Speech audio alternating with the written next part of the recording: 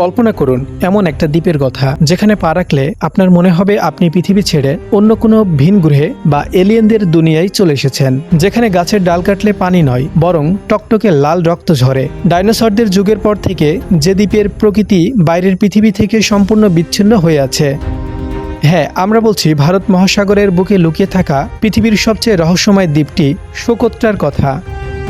আজকের ভিডিওতে আমরা এই অদ্ভুত দ্বীপের এমন কিছু বৈজ্ঞানিক সত্য, ভৌগোলিক রহস্য এবং বিস্ময়কর সৃষ্টি আপনাদের সামনে তুলে ধরব, যা দেখলে আপনি নিজের চোখেও বিশ্বাস করতে পারবেন না।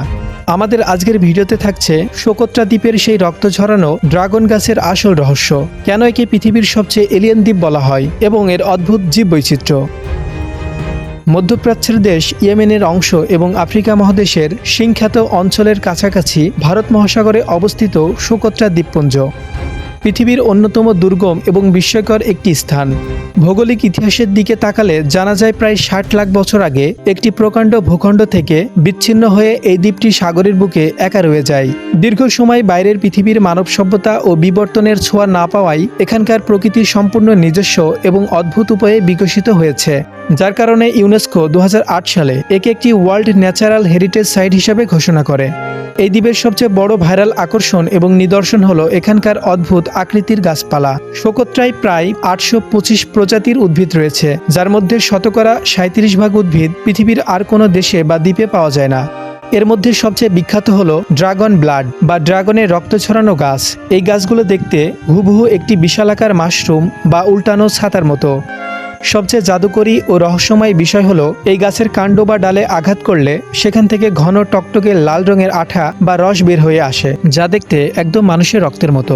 প্রাচীনকালে মানুষ একে ড্রাগনের আসল রক্ত মনে করত, তবে বিজ্ঞানের মতে এই লাল রং বা রজন আসলে গাছের একটি প্রাকৃতিক প্রতিরক্ষা ব্যবস্থা, যা শুষ্ক আবহাওয়ায় গাছের আর্দ্রতা ধরে রাখতে সাহায্য করে। চিকিৎসা ক্ষেত্রে এবং রং তৈরিতে এই লাল রং প্রাচীনকাল থেকেই মূল্যবান পণ্য হিসেবে ব্যবহৃত হয়ে আসছে।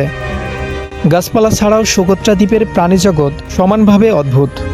এখানকার ৯০%-রও বেশি সরীসৃপ এবং ল্যান্ড স্নেইল পৃথিবীর অন্য কোথাও টিকে নেই।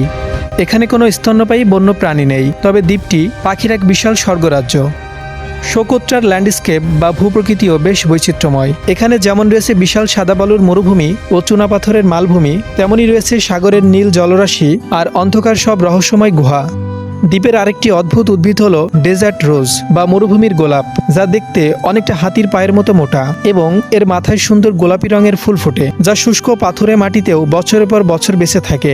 রাজনৈতিকভাবে ইয়েমেনের অংশ হলেও সোকোত্রা দ্বীপটি যুদ্ধবিগ্রহ থেকে সম্পূর্ণ মুক্ত এবং অত্যন্ত শান্ত। এখানকার মূল অধিবাসী বা সোকোত্রি জনগোষ্ঠীর মানুষ খুবই সরল জীবনযাপন করেন এবং তাদের সোকোত্রি ভাষা রয়েছে, যার কোনো লিখিত রূপ নেই। বিষাক্ত এবং হিংস্র প্রাণহীন এই দ্বীপটি বিজ্ঞানীদের জন্য আজও এক পরম বিস্ময়। প্রকৃতির এই অদ্ভুত রূপের কারণেই বিশ্বজুড়ে কন্টেন্ট ক্রিয়েটর এবং ভ্রমণ পিপাসুদের কাছে সোকোত্রা দ্বীপ এক রহস্যময় ও আকর্ষণীয় স্থান। এই ছিল আজকের ভিডিও। পরবর্তী ভিডিও পেতে আমাদের চ্যানেলটি সাবস্ক্রাইব করে সঙ্গে থাকুন। দেখা হবে অন্য কোনো ভিডিওতে। ততক্ষণে ভালো থাকবেন। আল্লাহ হাফেজ।